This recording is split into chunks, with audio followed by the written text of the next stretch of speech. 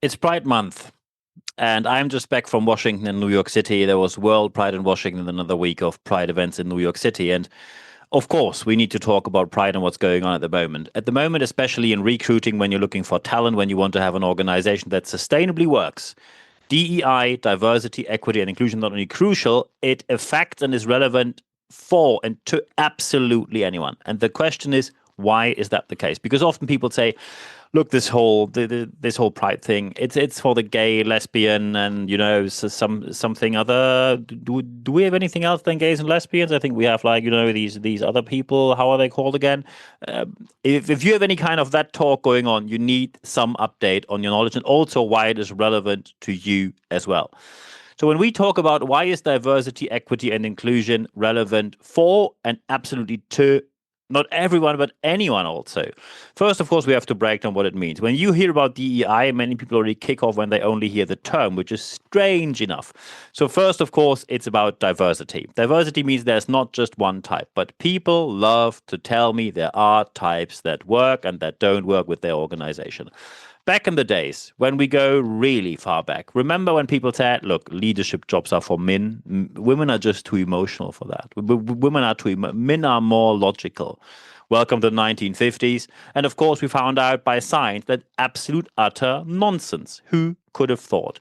For a long time, women could only make a career when they copied the toxic behavior that men showed, and we still see this happening in today's times, which is of course an absolute catastrophe and shows that some organizations do not have any kind of diversity sense. They only do it for box ticking, and we get to that at the very end of this episode this week. So diversity simply means open to anyone, not just one type. And when I still hear that people tell me, oh, we have this personality test we do in recruiting, and then we put people into categories. You are either P, Q, F, or R, or you are red, green, yellow, and turquoise, and maybe a bit purple. And then we can say if you're a leader or not. Absolute, utter nonsense. None of these kind of tests stand up to public scrutiny. None of these tests stand up to scientific scrutiny. And if it gets even worse when you see categories, oh, are you a hunter or are you a farmer? This is just a mentality thing. It's just in your personality. You can't be changed. You're either one or the other. No, again, completely wrong. Or when people say, oh, we just categorize people by animals. So are you more an elephant or a monkey or a dolphin, or maybe you're a bit of a dog? All of that is a waste of money, of corporate and organizations' money. None of these tests will help you. Diversity means you're open to absolutely anyone. Equity, many people know from an internet meme. There was an internet meme a couple of years ago, which is still around. You see a fence, and then there are three children. And then they give wooden boxes to children. And now you can say, hey, every child gets a box. And then they can look over the fence to watch the game that's happening behind the fence. And now you might say, well, but maybe they need different heights because not all children have the same height. Exactly. And that's what the meme then says. One child gets two boxes because it needs two boxes to look over the fence. One only gets one box and one doesn't need any box at all. Equity means that everything that is delivered is tailored to your needs.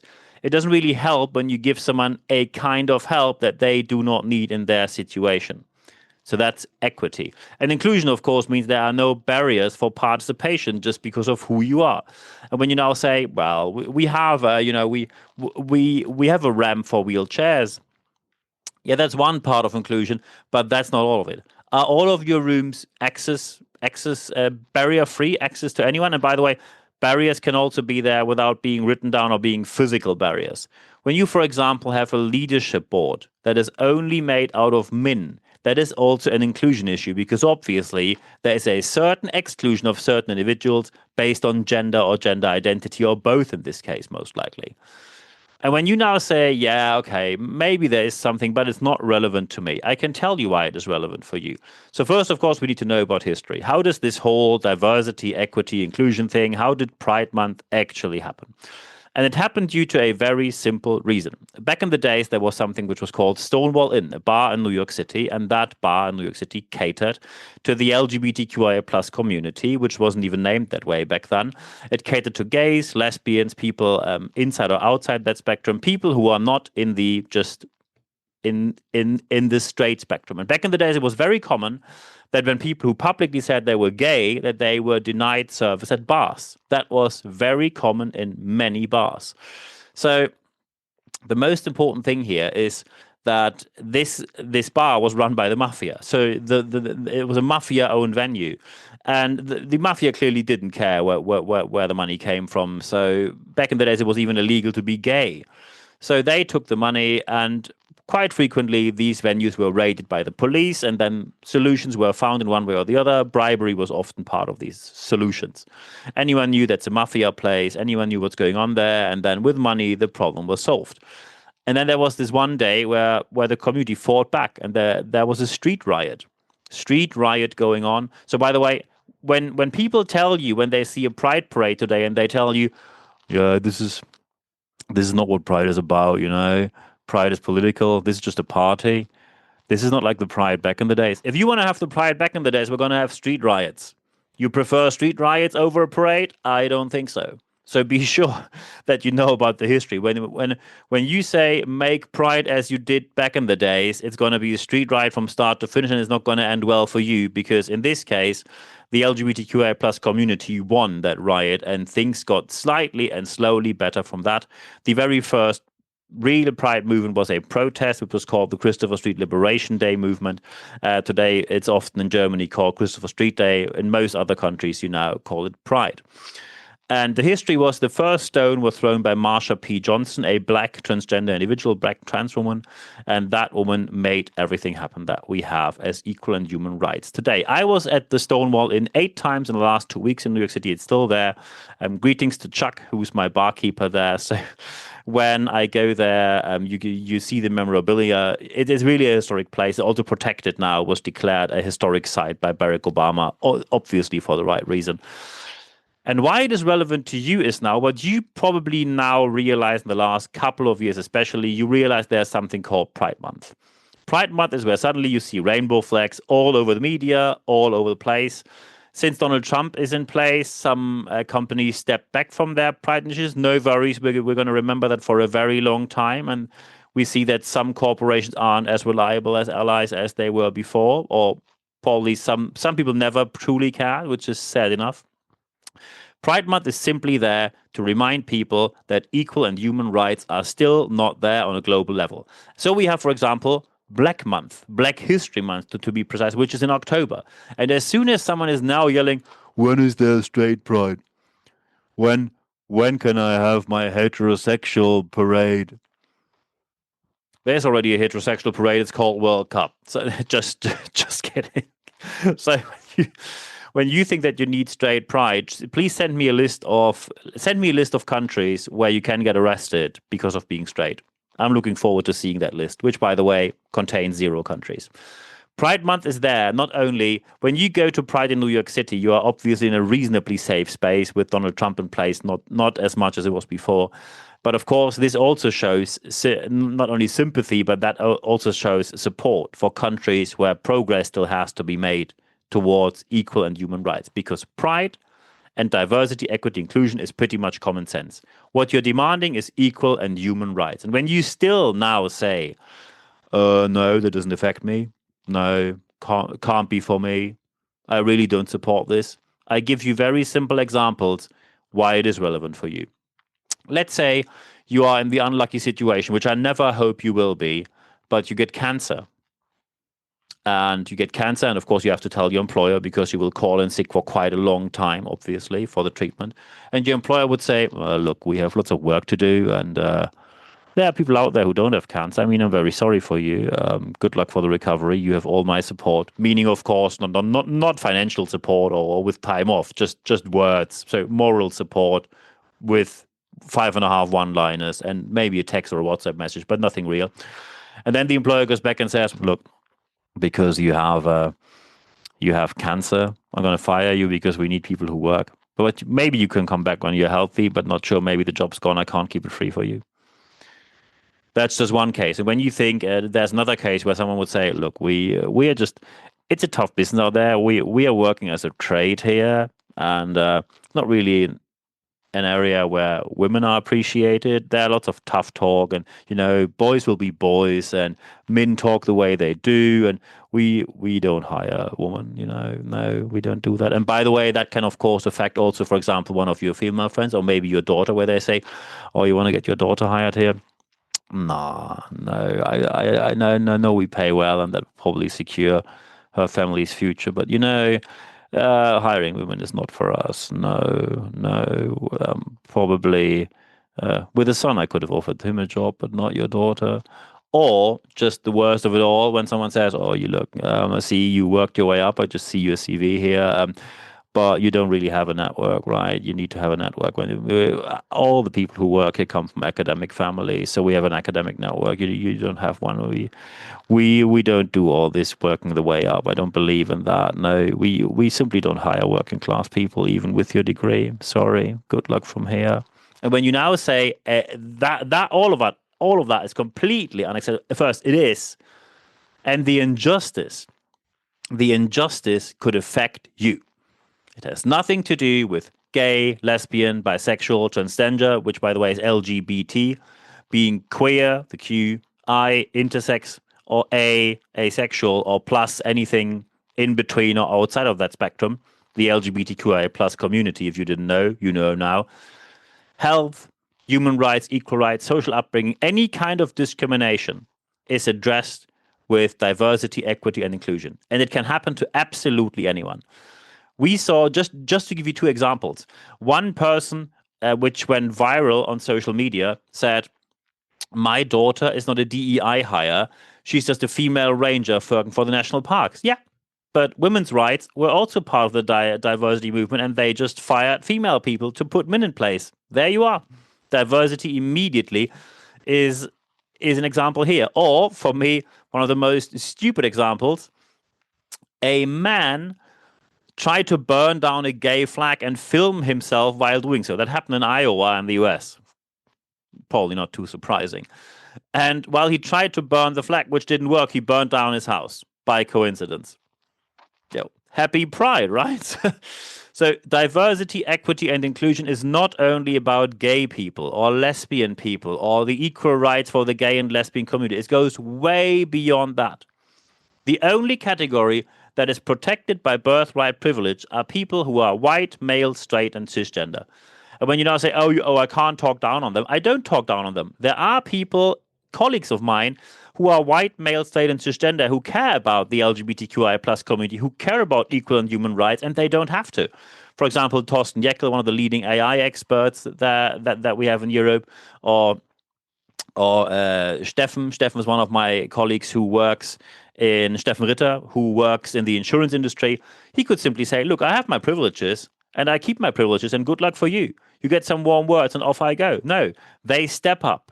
They talk about it and they address it. They don't have to, but they do. Because absolutely anyone can be affected.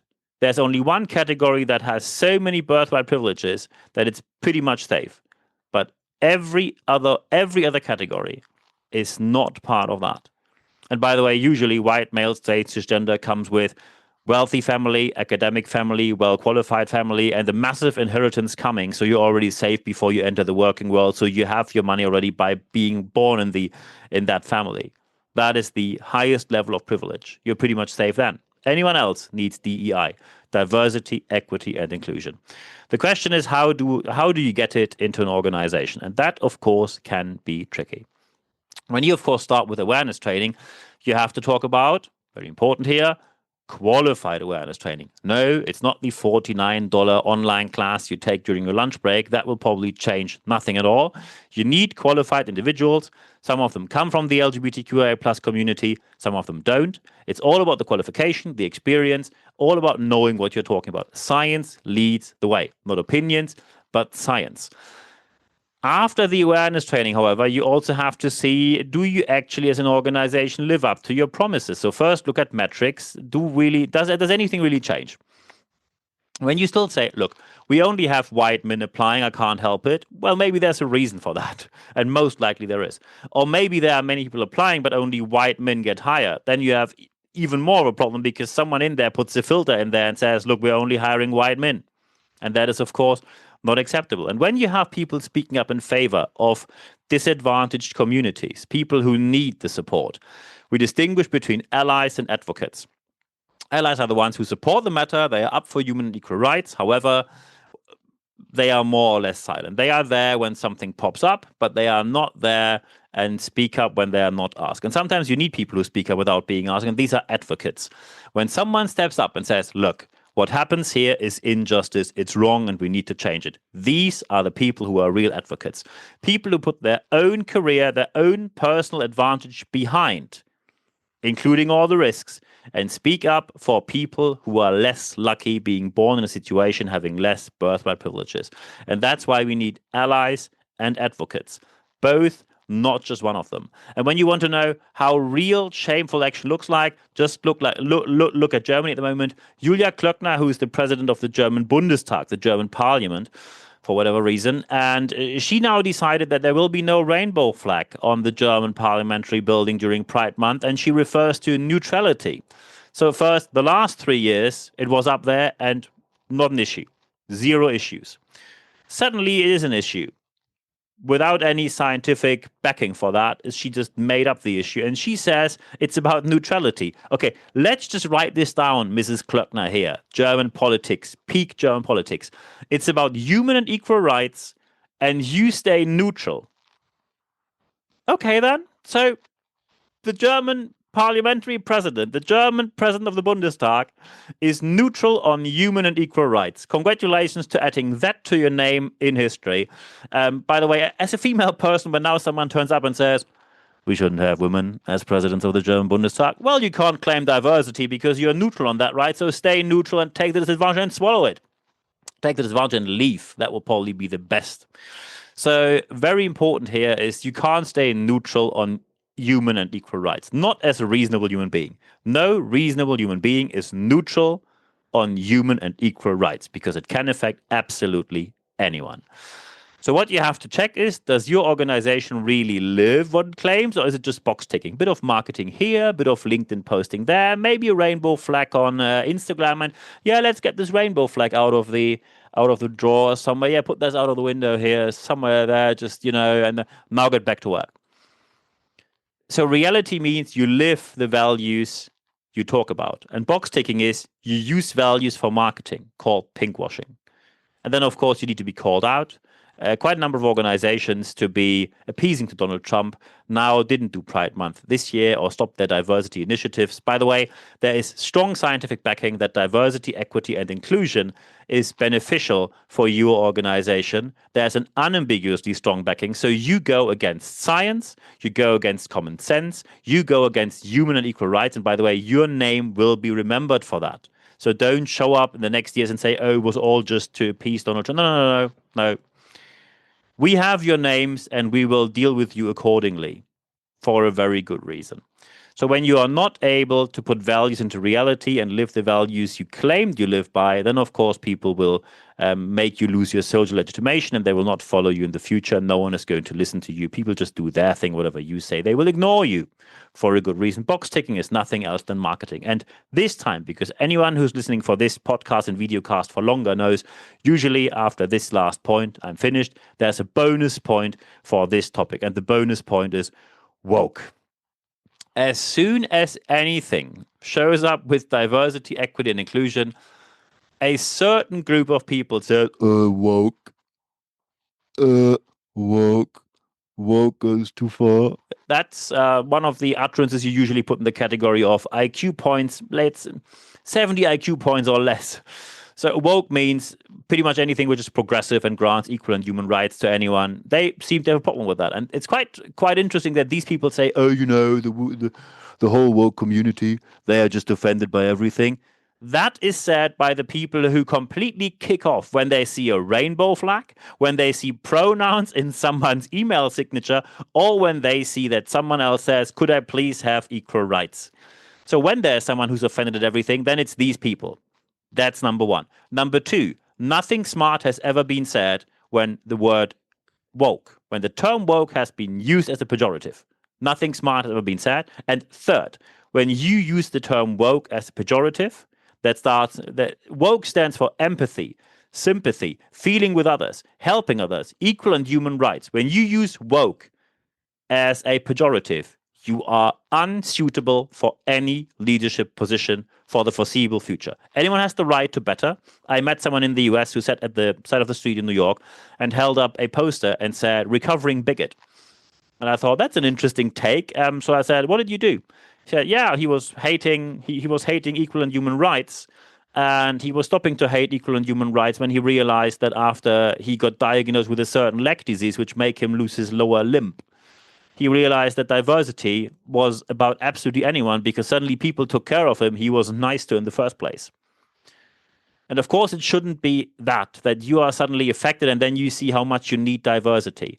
But as soon as someone just yells around woke as a negative term, these people are not suitable for leadership. And I have to be straightforward here. It really is a lack of intellectual capacity when you say that. That's why I say screaming woke, woke at anything where you see a rainbow flag is really an utterance which is for the fan club IQ 70 points or less. That is the category you put yourself into. Not anyone else puts you there, you put yourself in there. So stay away from yelling woke at anything because it, first, not a good look. Second, it harms yourself, your personal branding, your organization, anyone, including yourself massively. And third, you are unsuitable for any position when you do that. So be sure not to do that. So when you now say what to do, it's important that you start with awareness training. Feel free to contact me or others about that. Then look if anything is actually transferred into real world practice. Did anything change for the better? And as soon as that happens, you will have a better organization, better recruiting, lower costs, higher motivation, lower employee turnover. And by the way, including scientific backing, you have more profits when you are a diverse organization, which is why some organizations officially ended their DEI training to appease Donald Trump and then renamed it as awareness training. So they continue to do exactly the same and just relabeled it, which is not great, but still better than doing nothing at all. So very important here. The reality needs to be that you deliver on the promises you make as a leader, and then you will have an organization which performs a lot better on all counts, including the human beings inside of it. And I wish you all the best doing so. And when you now say, that's complex, I need to have a chat. So first, of course, thank you very much for your time here. If you're now listening on YouTube or watching me on YouTube, feel free to put a like here, subscribe to the channel, put the little bell in there so you don't miss future videos. Put a comment in there. Looking forward to reading from you or hearing from you. When you listen on Apple Podcast or Spotify, for example, leave a review here. I'm looking forward. If you like to leave 5 stars, thank you very much for that. Feel free to recommend my podcast amongst family, friends, colleagues, etc. Share it on social media, wherever you like. One thing we only have on YouTube is our YouTube Shorts. These are leadership tips. One of them is published per day, every single day, only available on YouTube. So feel free to join me on YouTube here. But of course, you can also follow on Apple Podcasts, Spotify, or go to my website, nb-networks.biz, where you find everything I do. When you now say, I'd like to discuss something, but not in public, and just drop me an email, nb@nb-networks.com, when you want something very specific, a training, a coaching, a workshop, a consultancy, project interim management. I'm available for that, of course. But of course, you can also just send me an email, have questions, we have a discussion. Thank you very much for the discussions we had during the last weeks. Very, very good discussions. Thank you very much for that. If you're now looking for live sessions, because we always get the request for that, yes, there are live sessions available, expert.nb-networks.com. Just put your email address in there, and then you receive only one email every Wednesday morning. It's 100% content, ad-free guarantee, no worries. And as soon as you receive this email, you see free access to all the articles, more than 400 available in English and German.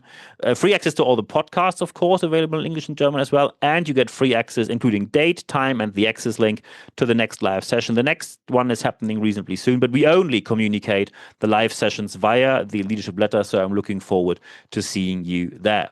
Of course, you can follow me on social media. Feel free to follow me on LinkedIn. Connect with me there. Feel free to follow me on Instagram, on Facebook, and connect with me here on YouTube as well. I'm looking forward to being in touch with you here.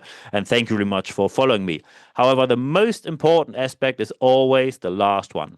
Apply, apply, apply what you heard in this podcast, because only when you apply what you heard, you will see the positive aspects that you obviously want to see in your organization.